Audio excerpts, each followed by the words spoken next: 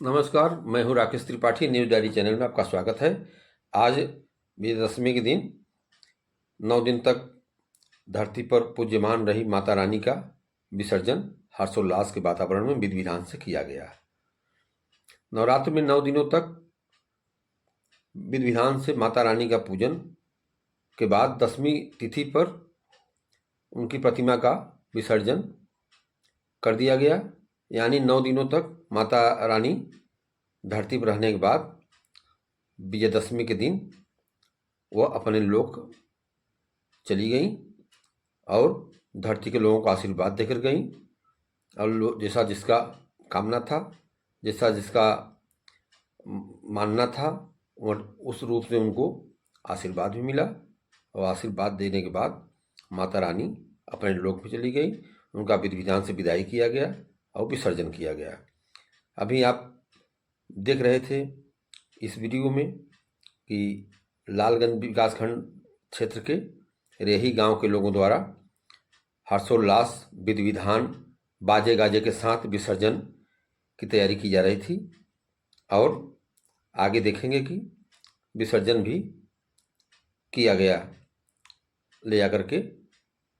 शासन द्वारा अलग अलग क्षेत्र के तालाब में, नदियों में, बंधियों में अलग अलग स्थान पर निर्धारित किया है विसर्जन के लिए। वहाँ ले जाकर के मूर्तियों का विसर्जन कर दिया जा रहा है।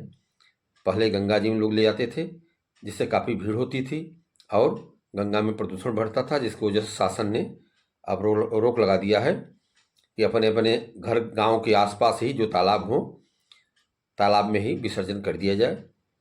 और ठीक भी है, इससे पर्यावरण का नुकसान भी नहीं होगा। गंगा का निर्मलीकरण का अभियान जो चल रहा है, गंगा शुद्ध रहेंगी।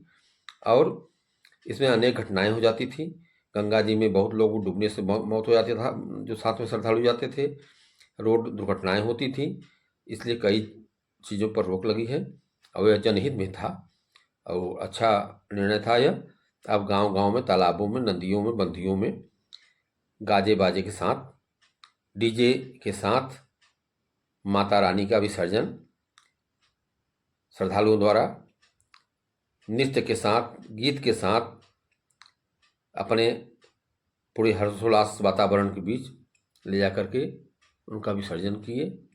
और विसर्जन के बाद आज वातावरण, शांति का वातावरण हो गया। 9 दिन तक प्रत्येक गांव में, पंडालों में सजी दुर्गा की मूर्तियां, रात में जागरण, दिन में पूजा और आरती का शोर गुंजायमान रहा। क्षेत्र में हर तरफ देवी धुन पर गीत और देवी गीत और पचरा सुनाई दे रहे थे।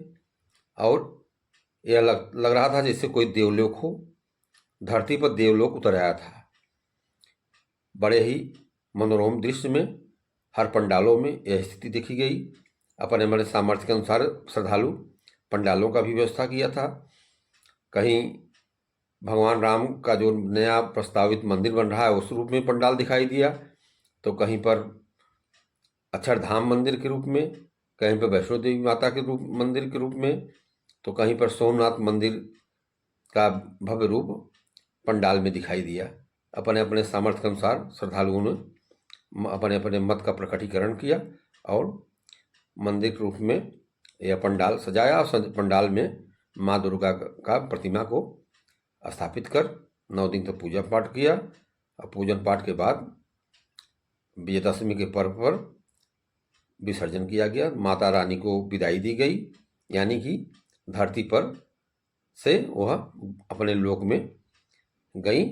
अब फिर अगले नवरात्र में उनका आह्वान किया जाएगा, आह्वान करके श्रद्धालु बुलाएंगे तो फिर स्थापित करेंगे। मंत्रोच्चारण के साथ, मंत्र के साथ उनको बुला करके फिर स्थापित कराया जाएगा। यह पर्व हालांकि पहले अपने यूपी में और मिर्ज़ापुर आदि जनपदों में तो कम ही दिखाई देता था, ज़्यादातर बंगाल और बिहार और वेस्ट बंगाल में ज़्यादा था, लेकिन अब यह प्रचलन लगभग हर गांव में दिखाई दिया और पूरे देश में दिखाई दे रहा है।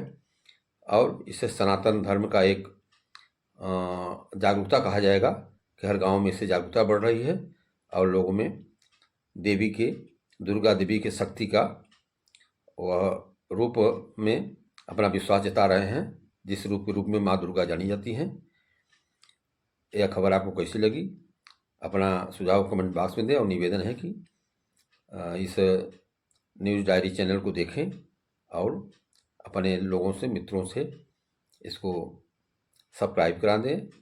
सब्सक्राइब कराने के साथ ही लाइक करें और कमेंट भी करें। नमस्कार।